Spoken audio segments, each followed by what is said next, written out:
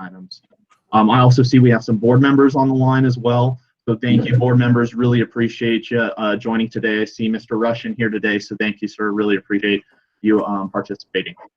So just wanted to jump into what are we going to be discussing today. We're just going to do a quick overview of what eCivis is, why we're transitioning to it, what it brings to the table, and just a general overview. Then we'll jump into your solicitation types. So the solicitation is just really what your application is. It's the specific application. You'll notice some things that we've done differently here from the last system, of course. And then, of course, how do you apply to these solicitations for your building renewal grant? And what do you need to know for that? Your application status and awards, of course. How do you check on the status of your project now? And how do you now receive your award now that it's in eCivis? Those would be things we'll talk about. And, of course, the important resource information for you guys to get more training, to understand the system better, to be able to plan it out a bit better too, being on the new system. And then, of course, we'll end with a question and answer period and get some feedback from districts on how they're feeling and staff as well. So we'll move right on with this.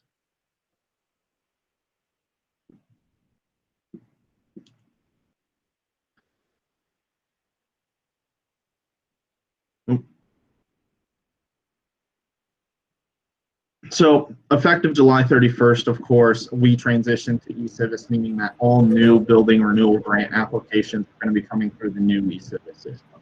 Your old applications or outstanding building renewal grant awards will still remain in district access to keep their current phase there. We are asking that districts work as hard as possible to close these projects by December 31st, 2020, so that way we can close out the old system. Again, no new supplemental requests will be accepted in district access after July 30th. So as of today, if you need a supplemental on a project that's currently in district access, you'll apply for that supplemental through eCivis. And then, of course, any open or pending applications will complete their current phase in district access, and any following phases will require eCivis application. And so touch on what these phases exactly are here in just this quick eCivis overview. What is eCivis? eCivis is a grant management software and system that was originally adopted by the Office of Grants and Federal Resources of the Department of Administration. They found a significant amount of advantages here, especially for enterprise-wide advantages from this system. And it's become now the one-stop shop, or is becoming the one-stop shop for grant needs at the state of Arizona. Currently, of course, you have the School Facilities Board on there. You have the Department of Environmental Quality on there. You have the Department of Emergency and Military Affairs on there, and more are coming on every day to this system. So hopefully one day you'll have one-stop shop for all your financial grant needs from the state here. And that's a big piece of what eCivis does. It also helps us with tracking and going through those things. So in eCivis, you'll see something new here for our applications, which is before you would see one application for all of your needs, right? We've now divided that one application into 5, better track them and better move projects through the process. And you can see those 5 phases here. Assessment, that's going to be your first phase. Design would be the second. Procurement would be the third, right? And construction would be the fourth. And we've added a 5th phase, which is equipment and repair and replacement. And this is one-for-one replacements. These are the simple water heaters that you guys do pretty regularly, right? We just need to switch something out. And we'll touch on more on what those are in just a second here. So for your assessment, like I said, this is usually the beginning of your project, right? You know that there's a water leak coming from the roof. You don't know the scope of it. You need to have a better understanding of what the actual issue is. This is where you're going to start. This is where you're going to apply to the SFB for an assessment, get an idea of what that total scope is. You'll need limited information here, just your, of course, quote, information and such for the assessment itself. Now, the second application is going to be design. So once you've completed your assessment, you have it in hand, that solicitation is completed, you'll go with your assessment into the design solicitation and apply for your design there. But let's say you already have your assessment. You did it prior, you didn't have the SFB help you with it, you didn't think you needed the SFB's assistance with this project, but then you got the assessment back and realized it is so much bigger than you thought it was, and you need some assistance on that, this is where you'll come. Again, with the design, the assessment doesn't have to be from an assessment done by the SFB or through an SFB assessment elsewhere. You'll just plug into the phase that best represents where your project is currently at. So that's the design. Once you're done with that, of course, you'll be ready for procurement, right? You'll be ready to get this project started. If you need procurement services, if you need some assistance here, the procurement services application will be where you apply for that assistance and information. That's where you're going to put your design and such and apply for that procurement services. And then the fourth one is, of course, construction. So let's say you don't need any procurement services. You're all good on procurement. You're ready to go. This is where you're going to apply for the funds for construction to begin your project. You have the design in hand. You're ready to go, and you want to get this project moving. And of course, the equipment repair and replacement, what I had mentioned before, this one is meant for like systems. So these are the water heaters that are $1,000 that are really quick, fast. There's no assessment needed. There's no design needed. You've replaced it before. You're familiar with it, right? It's an easy replace. You don't need to go through all of the long steps that a typical project would need to. That's where you're going to go to for the equipment repair and replacement. Now, want to make it clear that this is for items under $30,000.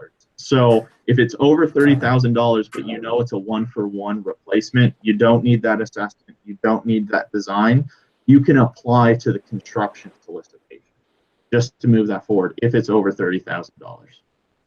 So districts should also be only applying to the applicable BRG solicitation that best represents the current phase of the BRG project. So again, like I said previously, if you already have an assessment done, whether it's through the SFB or not, you're going to want to apply to design. If you already have a design done, right, and you already have that assessment, it may not have been with SFB, you might have done it elsewhere, ran into some funds that you needed some additional assistance for, a project that you needed additional assistance for, that's where you would apply to the construction. So apply to the phase that best represents your current project. So now we'll turn it on over to Terry O'Brien. She'll be able to walk through more in depth the BRG solicitations and what you need to do to get ready to apply. And I already see a couple questions here, so I think let's just bust a couple of these out. So what category are QA, QC services supposed to go? And of course, Carrie Campbell, thank you for that answer, Carrie. QA, QC is part of the construction solicitation. So when you're looking at that quality assessment, quality control, that's going to be coming up in your construction solicitation. And where do we find the current slides? On the SFB website. So I don't know if we have this exact presentation posted, but we can definitely send it around, Shirley. As far as the SFB website, under under BRG solicitations, you should see an overview, information and resources tab where you can find all of the information that we sent around. It's also under announcements a little bit down below. We can also send this out to everyone as well, just to make sure all the folks have it. So be happy to do that. And I'll turn it on over to Terry. Okay, thank you, Nick. And surely what we do is after each of these trainings, I will be sending out this slide deck in a PDF. All the links are already embedded in it. In addition, this recording will be on SFB's website. So, and I'll talk more about that when we get to the end of today's training. So great questions. Thanks. We are going to move on. And sorry, I'm working with two monitors. And as you saw, I had a little faux pas there. But anyway, bear with me. So the first thing you need to do when you're getting ready, as Nick said, you want to apply to the correct solicitation wherever your project is. What we're recommending you do is review the solicitation in detail first. How to do that? You visit SFB's website. Here there's a new tab called BRG Applications. Underneath that is solicitations. You can see we have other information. The training video is there, resources, and we'll talk more about resources later. But select the solicitation that you're interested in. All the solicitations follow the same format. What I mean by that, they all have these tabs. The first one is an overview, which is just a summary. Next is eligibility. We'll talk more about that in a moment. Financial, that's just an overview of the funds available. Keep in mind, this number is constantly changing. Contact information, who do you need to contact? For those of you who don't know who your liaison is, you can simply click on this link. All school districts have a assigned liaison, so you could find your liaison to help you. And the last tab is files.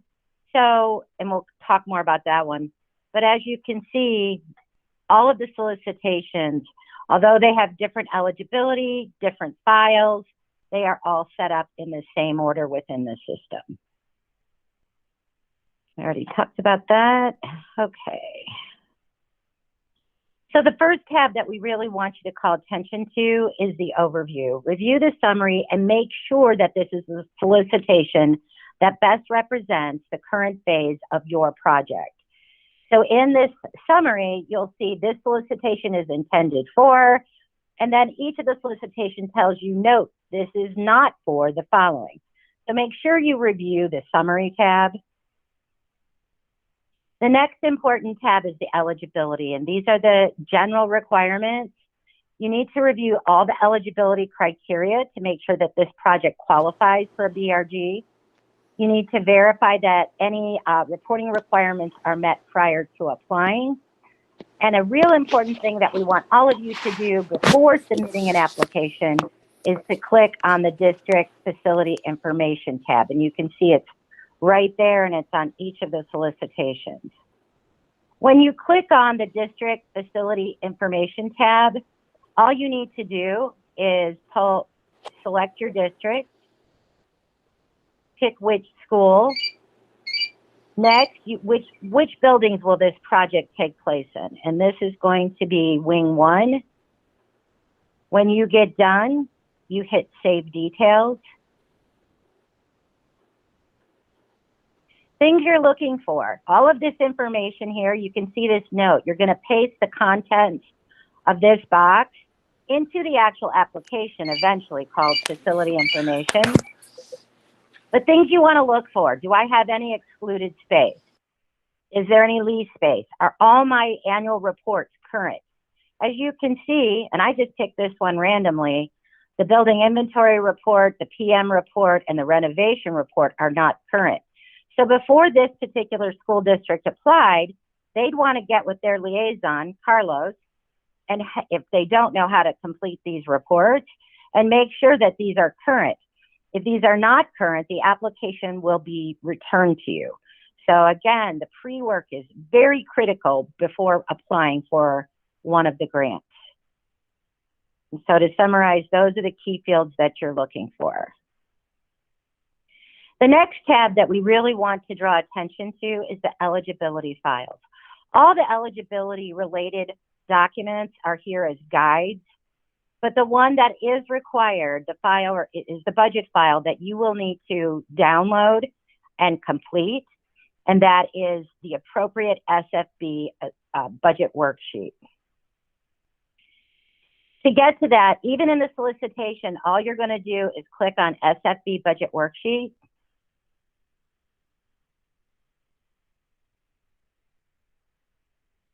Then you would be wanting to, based on what you saw in your district facility information, if there was excluded space, you would enter the amount here. Let's just pretend I have a 12 came up for me. Oops. And then I would take my proposal, whatever quote or proposal I had, and I would enter, and there's directions here, the application. Again, if you ever have to do a financial report, this budget worksheet is going to be critical, but I would take my quote and I would enter the amount that I need from SFB, the amount I'm requesting. And I also have some temporary repairs. Oops, I don't know why that zero's still there. And as you can see, it's populating what is my direct cost that I can ask SFB for, and what is the shared cost? How much money do I need to come up with as a district? So in this case, $1372 is the most that I could apply for, and I would need to come up with $28. What you want to do next is save this document because it is required to be uploaded into your actual SFB application. So again, this is a lot of pre-step work, but the better you prepare yourself when you get into the application, the easier the process will be. So next, we're going to move on to, well, first of all, any questions on the pre-work? Feel free to post questions in the box. Let's see. We have a questionnaire. SFB BRG funds cannot be applied to space funded with bonds. I'm going to ask Carrie Campbell to answer that one for us, please. Okay, thank you. Oh, Carrie, you can answer it out loud. Oh, sorry. Yeah, there are the information that the district detail page pulls is from the building inventory, and there are spaces in the building inventory that are excluded space. Those spaces that are district administration space or spaces that were built with local funds, that where the district has not exceeded their excluded space threshold. So those spaces are not eligible for BRG funding. So if you have a project that includes a building with some excluded space, it's going to show up on your district facility information query. And that space, the SFB will fund 10% of that excluded space. And anything over and above the 10% will be funded by the district. So that's why it's important to use the SFB budget worksheet, is to help determine what the cost share on the project is so that you are completing your eCivis budget worksheet appropriately. And I hope that answers your question. Thank you, Carrie. And Brian, your question about the difference, I'm going to get to that in just a minute. Both are required. The reason the SFB budget worksheet, to Carrie's point, when I entered that 12 into the excluded, the first 10% SFB covered. It was only calculating 2%. So this budget worksheet is critical because the eCivis system, although it's very user-friendly and has a lot of great benefits, one of its limitations is that its budget, and what we call the eCivis Budget Application Worksheet, does not have the capability to do subtraction, formulas, and as you will see when you start to fill out these worksheets, if, for example, both equipment repair and replacement and construction, SFB allows a 10% contingency. eCivis budget worksheets cannot do those calculations. So you will see in a few minutes when I get to that section how you're going to take the information from this SFB budget worksheet and only enter the amount in the green highlighted areas. So more to come on that, Brian. And then Elaine, I think we answered your question. Will all excluded space be reduced? Anything in excess of 10% will. So again, guys, these are great questions. Keep them coming. If I'm talking, one of my teammates, I'm sure will help me out. So I'm going to move on. One thing I want to give some of you who haven't been in the portal is just an overview.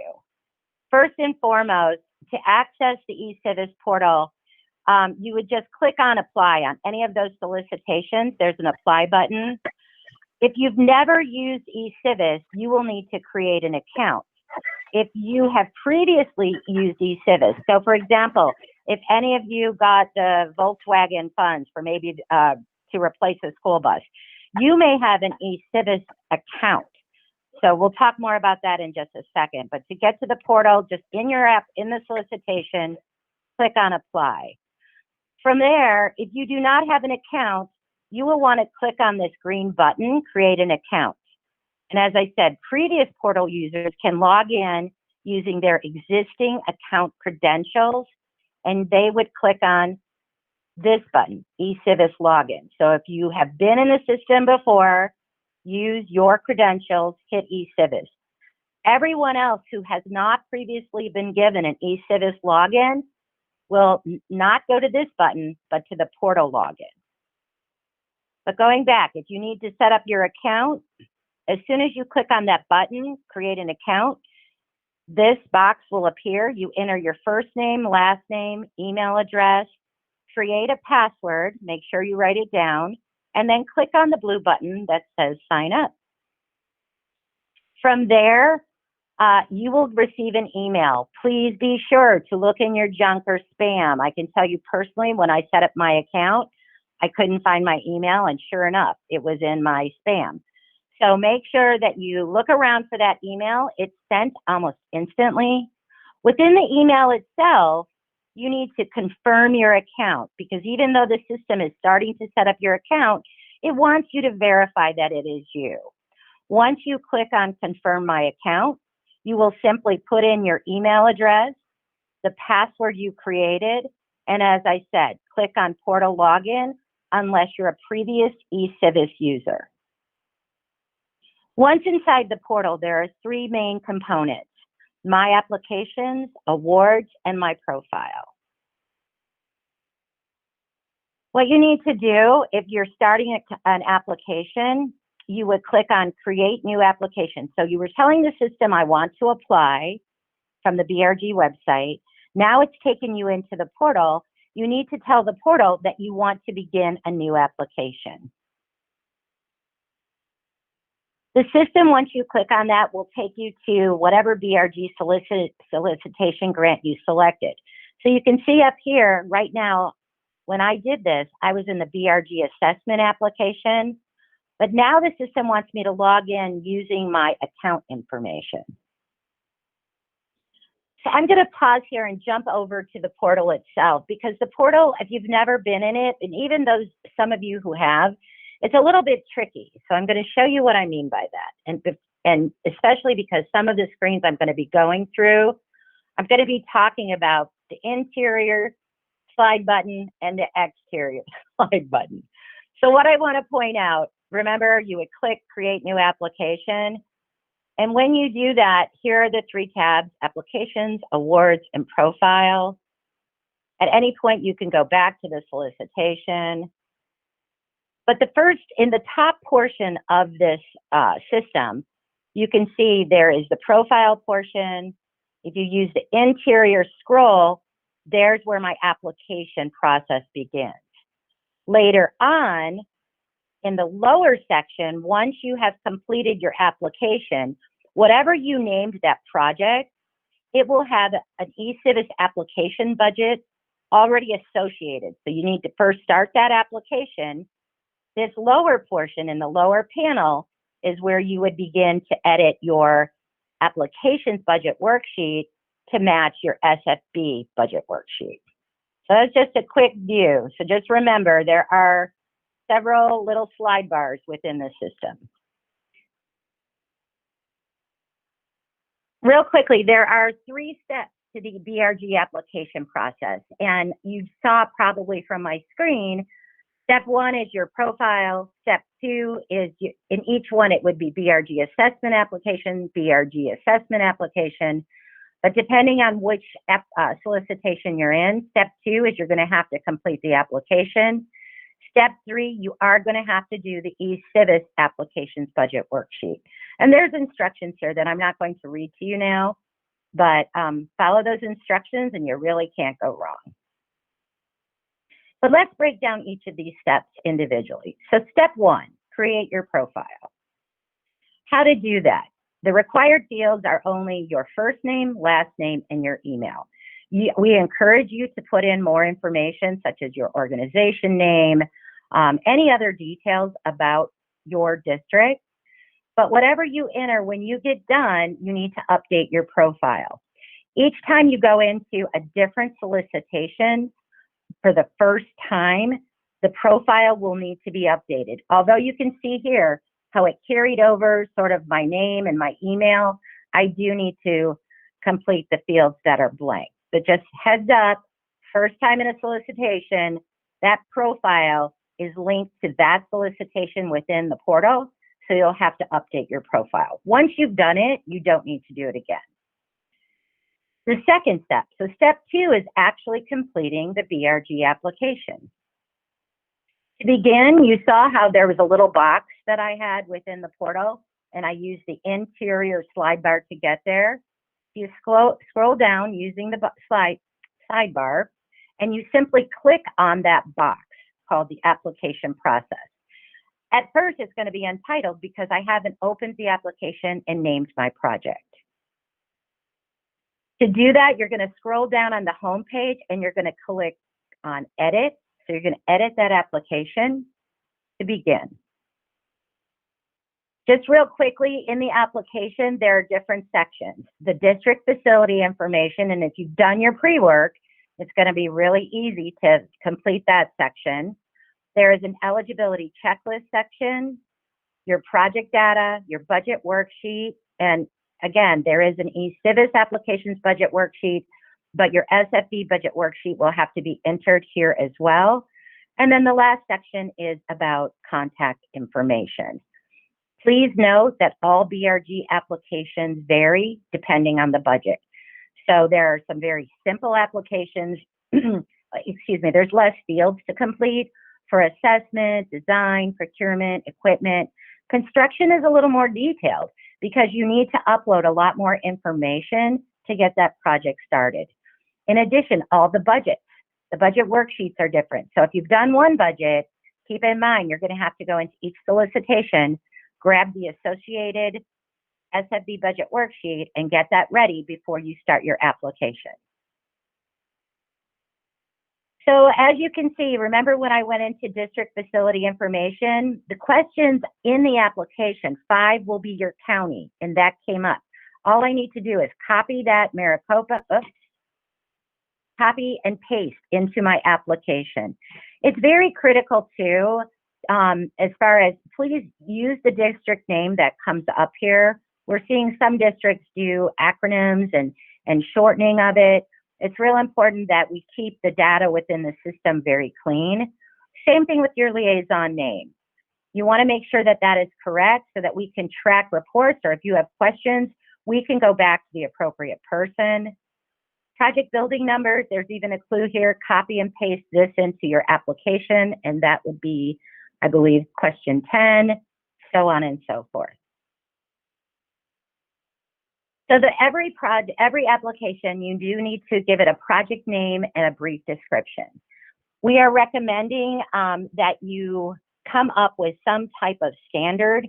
Now that districts are starting to put in multiple applications under the same solicitation, it could get confusing on your end. So what we're recommending is take some time, put the school name, the deficiency type, building number. And there's an example here for you. ABC Elementary, HVAC replacement, building 1000. That way, if tomorrow ABC Elementary has another HVAC replacement, but it's for building 2000, your staff will be able, and you will be able to tell, oh, which application am I in, right? So that's critical that you come up with some type of standard naming convention for your district. Trust me, it'll help you once things get going. The next section, I'm sorry, within the application is the district facility information. And as I told you, all the questions are aligned to whatever, if you've done your pre-work, and if you didn't, that's okay. Within the application, there is a link that you can go back and pull that information. But another thing that you're going to have to do, and there is a link for this, you will need to get your congressional and legislative districts. Please keep in mind, these change on a regular basis. So what you need to do is click on the link, make sure you click on Unified, Secondary, and Elementary first. Rather than enter address, what I want you to do is enter your school district name.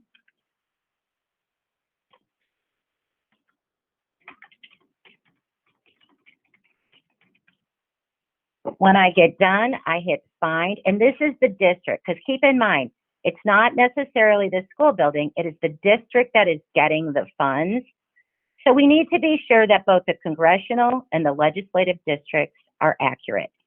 So in my application, if I was Chandler Unified School District, I would enter 5 and 17.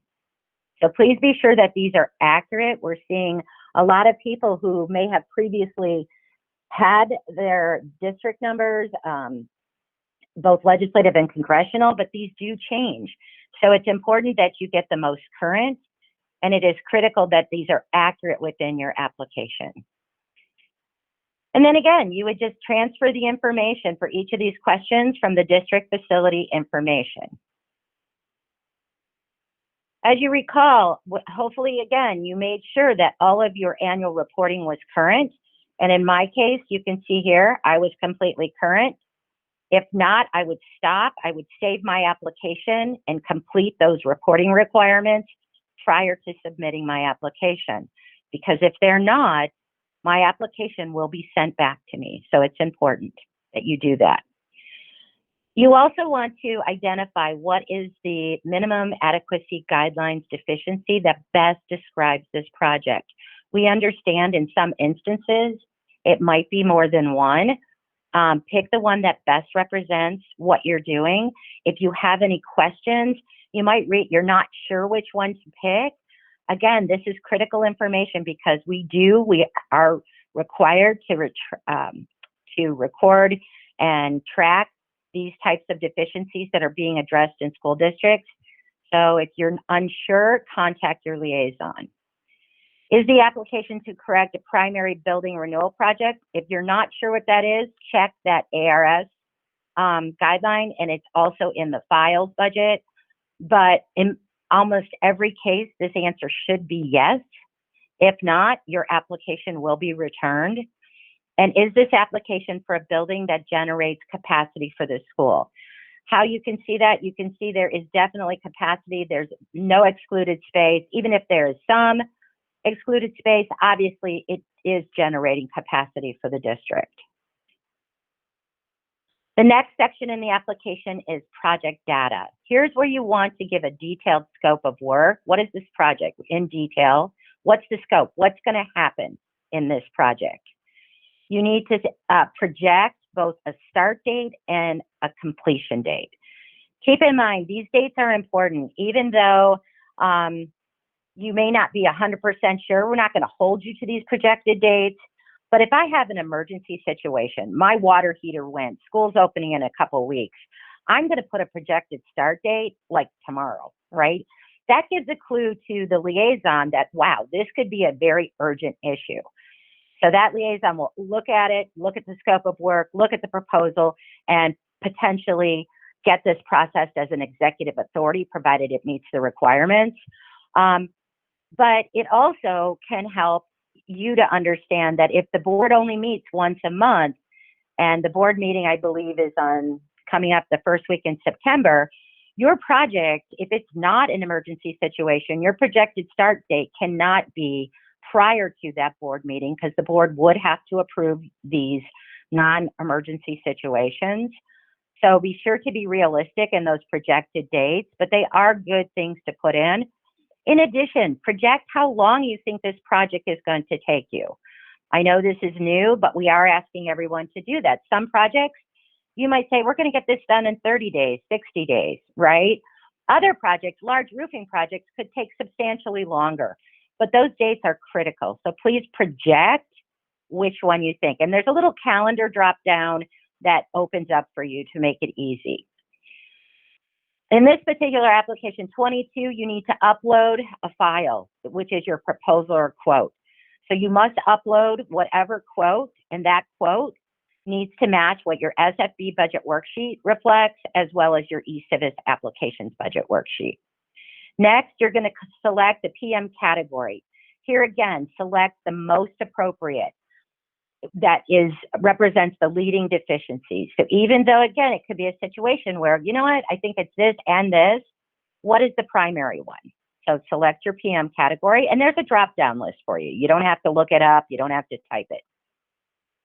Describe any collaborative elements or partners. This is where, if there is a portion of the work that is going to be funded by others, or if there are multiple sources involved, maybe you're doing collaboration with another school district, or you want to contribute your own funds. You do not put that in the SFB budget worksheet or eCivis. In question 24, you could just put in the district is going to be contributing $1,000 towards this project. So this is where you would describe anything outside of those budgetary requirements that you are getting covered or you're getting assistance from others. And then question 25, was the deficiency caused by an insurable event with the trust? If you say no, it'll move on. If you say yes, it will require you to upload a copy of the insurance letter. The next section is the budget worksheet. And I think, Brian, you had a question on this. So we're going to walk through this piece. Obviously, if you hadn't already downloaded and completed the SF budget worksheet, you're going to want to do it. And there's a link in the application. All these links, guys, that you need are also in the application, and they are on the solicitation. So if you're in the application, you forgot to do it, just click on the link, complete that budget, save it, because you're going to need it later once you start submitting financial reports, and you upload it into line 26. So you upload the completed SFB. As a reminder, the SFB budget worksheets have formulas. They have calculations, which eCivis cannot do. So both are required. 27 is going to ask you, have you completed the eCivis application budget worksheet? Probably when you're at this point in your application, you haven't. So what you're going to need to do in a few seconds, I'll show you, you're going to go and complete the eCivis application budget worksheet as well. This link on 27A, this is only a link to view. Nothing will view until you go in and complete the eCivis budget application worksheet. Then later, that information in this link in 27A, that budget should appear for you. The last section in the application is contact information. Here's where you enter the superintendent's name, email, and phone number, and then your facility or program manager's name, email address, and phone number. When you get done with the application, if you believe you are done, mark it as complete. If you need to go back and finish your eCivis applications budget worksheet, you can click Save as Draft. So those are the first two steps. The third and final step of the BRG application is the eCivis application budget. To do that, remember how I had to scroll on the exterior scroll bar? Once I've named my project title all of a sudden now will appear down here. So what eCivis portal has done behind the scenes is they linked that application that you saved, and you have to at least save it for it to appear in the bottom, right? Once I save it, or once I mark as done, there is now an associated budget with my application. Those two are linked. So I find my project title, I click on the Edit Budget. Inside, at the top of the budget worksheet, the top portion is simply a summary. You cannot type in these boxes at all. As you type below in the budget worksheet, those totals will start to appear because eCivis can do addition. That's the only mathematical, it's its limitation. It can only add. So as you input those numbers, the summary will begin to calculate for you. Things I want to call attention to. In the eCivis budget application worksheets, we have defaulted indirect costs to not applicable and match cost share to itemized. Please do not change these. If for some reason you click on it and you start, these are drop downs, if you begin to change it, please make sure before you submit this that indirect is not applicable and match cost share is itemized. If you don't touch those buttons, they will stay there and they'll always look like that. So that was the top portion. So this was the top portion, which is the summary, but right below it, this will come up. These lines, 1, 2, 3, and as I said, each budget is different, but the SFB budget worksheet matches the eCivis. You need to click on the blue category name. A box will appear below. You will simply enter whatever direct cost. So if I have third-party assessment, I would enter it in direct. Cost share, I will put in cost share. If I had temporary repairs, I would enter it in this line. Oops, I forget this thing's sensitive. And if there's other, I would put in those amounts. but all you're doing is transferring the dollar amounts from your SFB budget worksheet to the eCivis applications budget worksheet. When you get done, you simply save, or if you've made mistakes, hit discard changes. Don't worry about in the budget worksheet, there's things like unit cost. You don't need to touch any of those. All you're entering is cost and cost share.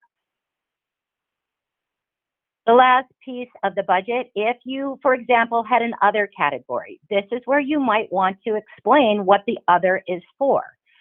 So in the narrative, you can provide any additional details, explanation, or justification. So I could put a note here, the other is to cover a tool expense or something. I'm making it up. But if I make changes, I need to make sure that I hit Save Narrative. The budget narrative is not required. It is optional.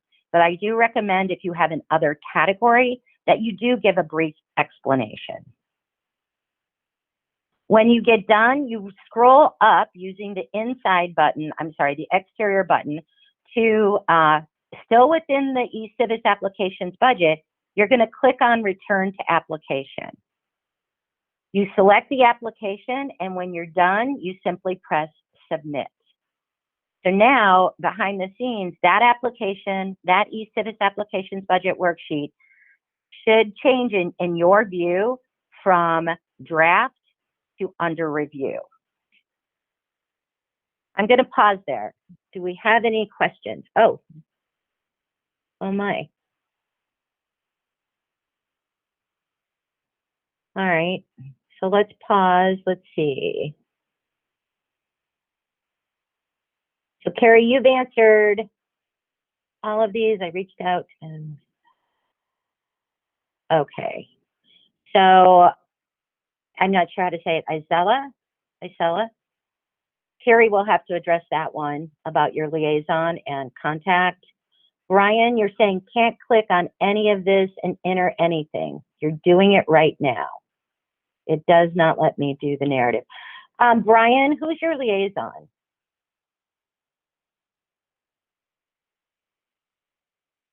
If you could let us know what we can do, and this is for all of you. Abby? Okay, great. I'm not sure if Abby's on the call, but Carrie and I will get with Abby. We can set up a meeting, Brian, and I'm going to extend this invitation to all of you. Myself and Kevin at SFB, we are more than willing, along with your liaisons, to hop on a quick call with you to see what problems you're having.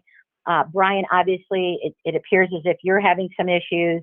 The best way to resolve that is so that we can see actually what's going on. So for Brian, we'll get Abby to schedule a call with Kevin or I on the phone with you, and we can walk it through. Same thing with all of you. Reach out to your liaison. If you're stuck, the system won't work properly for you, just let us know, and we're all on call. Well, maybe not 24/7, but at least 5 days a week. And I know I've been on several calls, so please reach out to us. Unfortunately, a lot of these instances have to be dealt with on a case-by-case basis. So I don't understand Brian not being able to click on it. And I really have to see exactly what's going on his end. So thanks all. Terry, can I make a comment? This is Stephanie. Sure. Okay. If you go, I think what Brian is talking about is the blue wording when you're submitting your the cost amount and your cost share. You have to click on the third-party assessment or what you're going to be doing to enter in the cost share or in the district or the cost amount. So right. that is the hardest. Yeah. Yeah. It will drop down. Okay. And Brian, that's what I was saying. You don't enter here, so those arrows are deceptive. It should actually be right below. You need to first click on the blue text. It'll open a window below. You will enter the data in the window below, and these totals will total for you. And Brian, if you can't do that, please reach out, and we'll get with Abby anyway, just to follow up with you to make sure you got in. Okay. So the next thing we want to talk about is, how do I know the status of my grant and whether or not I got an award? How you do that, you simply click on this link, Portal eCivis Login. You can click on My Applications. The statuses will change depending on what progress it's made. Draft, under review, and pending approval. These are things you want to watch because, as I stated earlier, if there are problems with your application, today it might say, you can see here, under review. But as the liaison does the review and looks at my eligibility and looks at what I've input, it's a possibility I've made a mistake. So what they will do is they will change the status back to draft. If you see that happen, you should also go look at your email, because every liaison is sending an email directly to the applicant, the school district, to say, please correct question 7. You have this and it needs to be that. So look for those emails. You will have to go back in. If you saw that you were under review, it's back to draft. Follow the instructions in the email that you received. Make the corrections in the application and resubmit it. However, as I said, pending approval. So you want to watch for those, because after it goes from pending approval, there will be an approval process that happens electronically within the system. Once your grant has been awarded, you will get an email. In that email, there are important documents that we need you to download and review. The first one is the SFB award letter. The second is the SFB terms and conditions. This must be downloaded and signed by the appropriate parties before you can move forward. So it's critical that you download that form and start getting those signatures quickly. In addition, in every award approval email, there will be the eCivis post-award subrecipient manual. That manual is a step-by-step guide on how you can upload those terms and conditions, how you can accept or decline your award. Also inside that manual, how do I do a financial report? How do I get reimbursed for my expenses? So that manual is critical. Please download it and save it. When you're ready to accept and you've gotten all the signatures, upload the signed SFB terms and conditions into the portal itself. Please do not issue a purchase order until after you receive a final award approval email. So the award notification, it still isn't final because we need the terms and conditions, which is a required document for SFB. So make sure you download that. We heard some districts didn't realize that, so I'm making sure I make a point of that. Please don't issue that purchase order. Don't wait to get those signatures, especially if this is an emergency situation and you really need to start the work. Get those signed, upload them, and accept your award. There are some post-award reporting requirements that I do want to go over briefly. I know we've covered a lot of information, but activity reports. Every 30 days, the system will automatically generate an activity report to you on the last working day of the month. You are required to report on any progress you've made or progress you haven't been able to make. And it's just like a text box, and all you're going to do is type in that box, on track, project's almost done, got delayed 30 days. But every 30 days, that's your reminder. I can tell you personally, because I played in the system for several weeks, I ignored some of these, and then what the system does is every day it reminds me. So please, when you get those activity reports, fill it out, as best you can and send it off. Financial reports. You need to provide an update and any supporting documentation at least quarterly. So you can submit financial reimbursement requests with invoices and actual expenditures incurred up to the total grant award amount. And you can do those at any time. So even though the system quarterly will send you a financial report, you can submit monthly reports. So again, that's all in your post-award subrecipient manual. We're not going to go over that whole process. That could be a whole nother training, although it really is just a couple steps.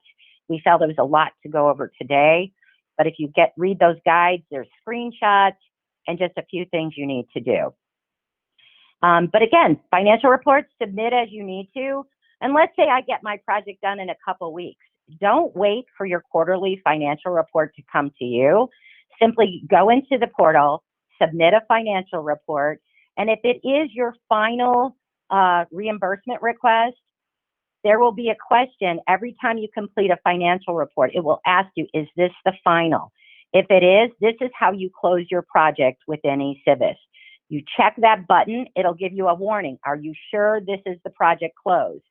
You simply, if it is, press yes, but make sure you upload your invoices, any supporting documentation that you need to be reimbursed. Grant amendment, if you do need to amend your grant once it's been awarded, we need you to contact your SFB liaison prior to submission. And then the last thing we're going to cover are some additional resources and information. As I said, the key resources and all of the links are embedded in this document that I'll email out to all of you guys in a few minutes. But the BRG website has the applications.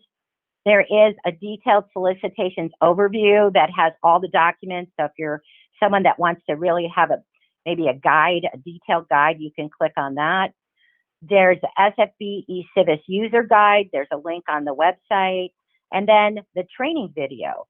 So there's a training video of this same presentation on our website.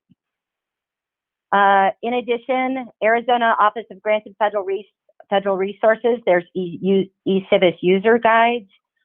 And then always, as always, contact your assigned liaison if you have any questions. And that this liaisons by district is here on SFB's website. It's also in the solicitations under contact information. Additional things we want you to know, or just remember, since each solicitation is unique, apply for only the one that best represents the current phase of the project. So as Nick said, if your assessment's done, go ahead and apply for design. Remember that there are different eligibility requirements, different applications, different budget worksheets, and different eCivis application budget worksheets. The good news is the SFB budget worksheet mirrors the eCivis. So as long as you do the SFB budget worksheet, the eCivis application budget worksheet is simply transferring the data from the green highlighted cells. As I stated earlier, the first time you apply to a different solicitation, you will need to verify your eCivis portal account profile. Most of the fields will be pre-populated, but you do need to do that. Applications with any concerns, and I said that earlier, they will be converted back to draft status. So it's critical that you really take your time when completing these applications. We understand this time of year, there's a lot of pressure. There's a lot of things that you guys need to get done, but please, pay close attention, check that congressional, legislative. We're seeing a lot of errors in those, and just make sure that you're picking the correct MAG requirement, all of those things prior to submitting. All activity is completed within the eCivis portal. No more emails. So you're not, emailing invoices. You're not emailing anything to your liaison. The terms and conditions, everything is in the portal. The good news about that, everyone, is that all those documents are always saved. So if you ever need to go back and look at that, you too don't have to, start setting up separate folders. Everything in the portal is maintained for you. After you get an award, we've had a lot of requests because some districts want to add team members. So maybe I'm the facility manager, I do the applications, but my finance person needs to be involved as far as for the submission of financial reports. You can add district team members once you get an award. You cannot add them prior to the award, only after the fact. So how you do that, you would click on eCivis user guide. So I'm going to go there now. You go down to where it says adding a team member. And this link to the eCivis resources are all on SFB's website. And to do that, I'm not going to walk you through the whole process, but as you can see, each of the guides have pictures, instructions. You're going to click on My Awards, Manage My Team, Add a Team Member. You're going to add their name and email. They will need to accept that invite, right, at some point. Another thing that I do want to mention is that some districts had a concern, and we've learned a lot since we went live on July 31st. So a lot of the things I'm sharing with you have been things that districts have shared with us. So one of the districts specifically, they had one person who was submitting everything, and their concern was, well, what if that one person is off, right? And we have an emergency, and they won't be here. What some districts are doing, and what that district we recommended, and I think it was Tucson, we talked to them about setting up a separate email address. So you will have to get with your IT department, set up an email maybe for SFB projects or something, and then multiple users can use the same login. But it has to be an email address that obviously is shared internally within your organization. I'm not an IT person, so I can't really give you guidance on how to do that. But Kevin and John on our team could always walk you through that as well if needed. Again, you can take this route, add team members, but each award you would have to create a team. So depending on how big or small your school district is, depending on what your unique needs are, please set it up so that it works best for you. And here that's it for the training. Let's do some questions and reflections. Anybody have anything? And feel free, you can do the chat or you can just unmute yourself.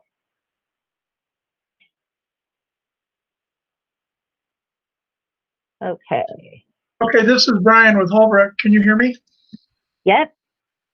Okay, so when Stephanie gave the instructions to click on the box, so on that application I did, I was able to upload the data really fast, and it was awesome and wonderful. So I went ahead and finished that one. I went to my next application, opened it up, and it won't let me enter any data even after I click on that box and lower it. So I guess I'm not sure who probably is the best one to help me with this stuff. Right. Brian, Yeah. I would love to help you with that. I don't have your email. Can you put your email in the chat? And if you could do that for me, and I will get with Abby, and him and I will get on your calendar. How's that? Will that work, Brian?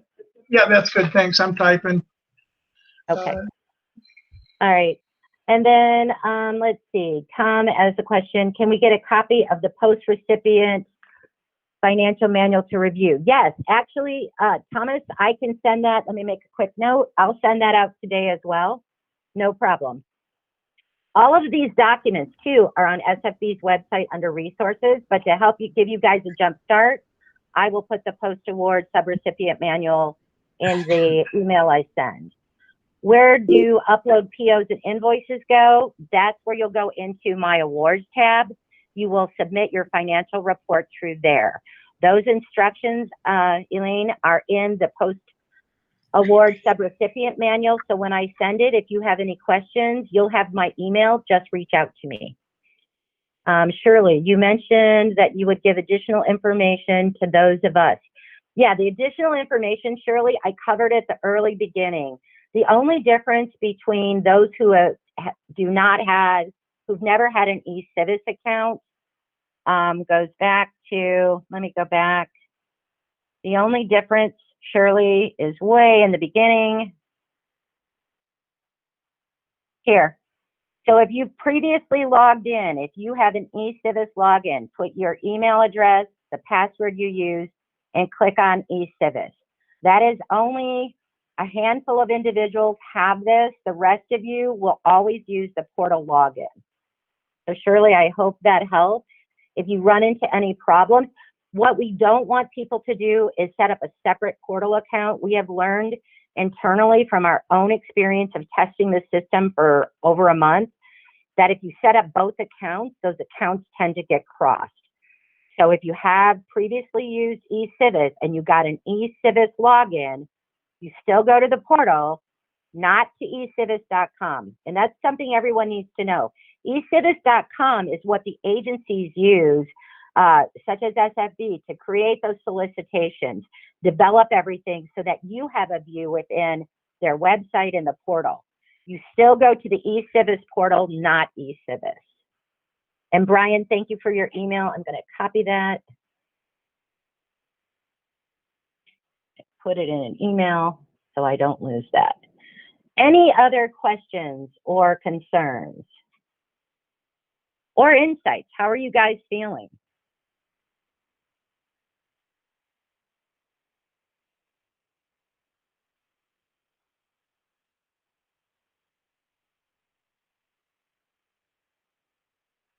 Nobody? Okay. Well, as promised, oh, okay. Thanks, Brian. Sorry you're getting stuck there. I'm glad you feel it's awesome. So as agreed, I will be sending out a copy of this presentation. I will send out a copy of the post-subrecipient award guide. I will also be sending you all a short, very short survey. We have done this training multiple times. Every time we do it, I make changes based on your honest feedback. So please be honest. If something was unclear in this training, you know, put your notes down, and trust me, I take everybody's comments to heart. I don't take them personal, but I do look for ways to improve this training so that over time we can continue to refine it and make it better. So please take a few seconds. I'm telling you, it's only a couple questions about the training, and I'll send you those documents. You'll all have my email address. Again, I do not work for the School Facilities Board. I work for the Department of Administration. I'm on loan to them. So when you see this strange email, terry.o'brien@azdoa.gov, that's me. So I want to thank all of you for joining us. I need to remember to stop recording.